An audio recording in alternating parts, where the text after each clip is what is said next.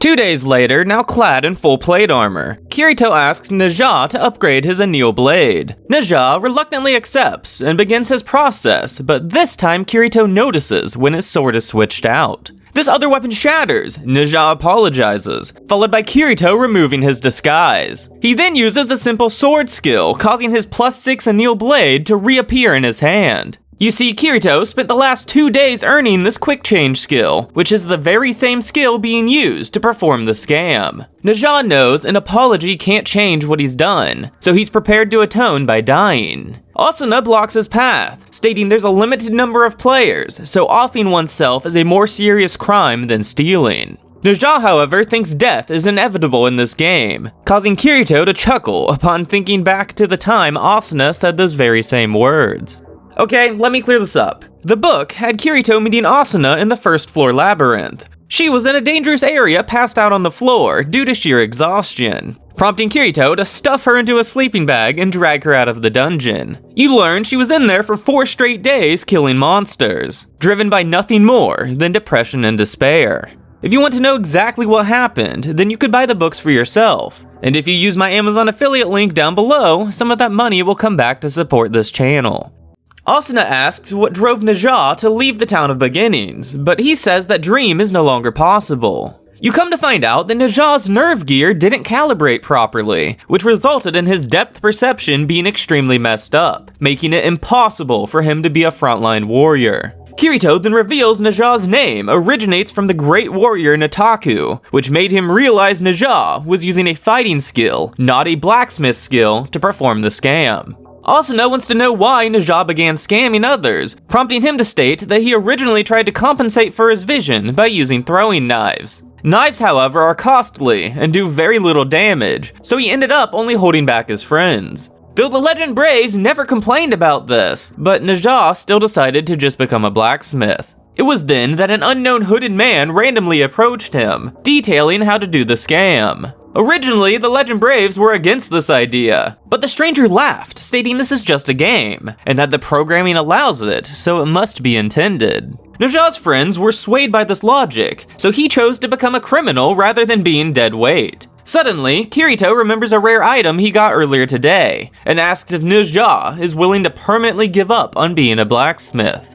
It's now the 10th day of being on the 2nd floor, when 47 players prepare to raid the boss. Lind is leading the Dragon Knights, while Kibao is leading the Aincrad Liberation Squad. They're 1 person shy of a full raid party, due to Neja not being able to complete the martial arts quest fast enough, which is a requirement for the rare weapon Kirito gave him. Agil then invites them into his party, causing Kirito to remind them of his reputation. Agil reveals that very few people actually care about that, and his group even has their own nickname for him, the Man in Black. Asuna accepts for the both of them, and Agil laughs upon seeing them bicker like a couple. Now, due to a coin flip, Lind will be leading this raid, and he reveals the strategy which has Agil's party along with the Legend Braves, dealing with the single mob. Orlando complains because the best rewards come from the boss, so Lind agrees to leaving the mob to a single party. Agil then points out that the beta tester's guide has the mob on par with a mini-boss, and that they have no idea if anything has changed. Lind agrees to send help if it's needed, while Kirito and Asuna are well aware this is meant to keep them away from the boss.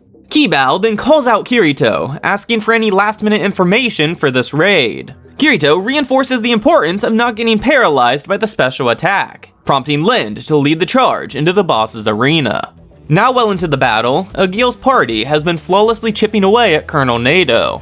Overall, the main group is handling General Baron, though another person just got paralyzed, bringing the total up to 8. This is worrying Agil, and Asuna exclaims it'll be hard to flee if nobody can move. They send Kirito to speak with Lind about the possibility of retreating, though he doesn't think it's necessary since the floor boss has already lost half its HP. Kibao interrupts stating they should retreat if anyone else gets paralyzed, and that they don't have enough supplies for another attempt today. Kirito warns them to be wary of the final HP bar, before swiftly returning to his party.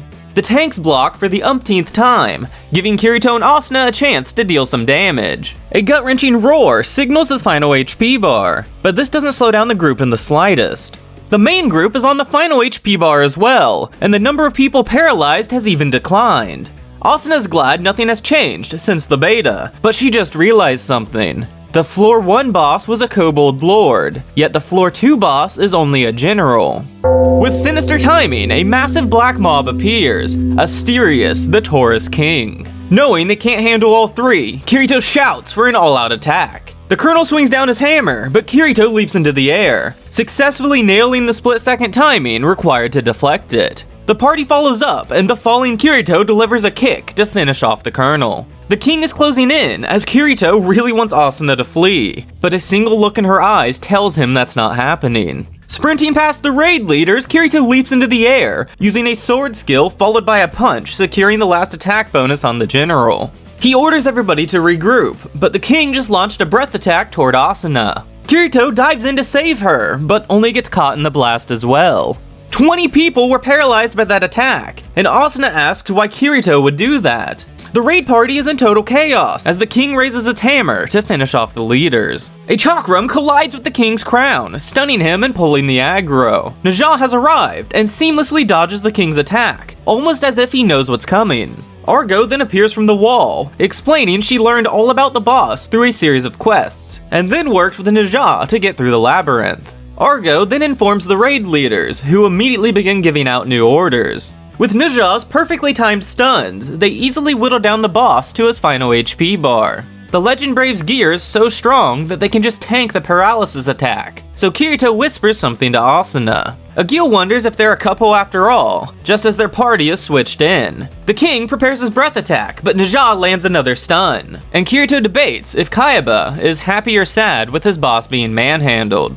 The King swings down his stunning hammer, but instead of dodging, our duo leaps into the air. The stun won't take effect until they touch the ground, so they each unleash a powerful sword skill into the boss's crown, successfully bringing this battle to an end. The Legend Braves were the top damage dealers for this raid, and Kirito tells Najah he should go be with them. Najah, however, is just content he got to be a part of this victory, but now he has something else to do. Shavada approaches, prompting Najah to kneel with his face to the ground, revealing the entirety of his scams. Shavada asks for compensation, but Najah claims to have squandered all the money on fancy food. The room erupts into chaos, and Lind declares that Najah needs to be punished. Someone mentions that a player died due to Najah's scams, which forced said player to use a weaker weapon. The room deems Najah the first PKer, and begins demanding a life for a life. Kirito feels like that shady person was seeking this outcome, as he and Asuna prepare to intervene. The Legend Braves then approach their former friend, joining him on the ground, exclaiming they forced him to do it.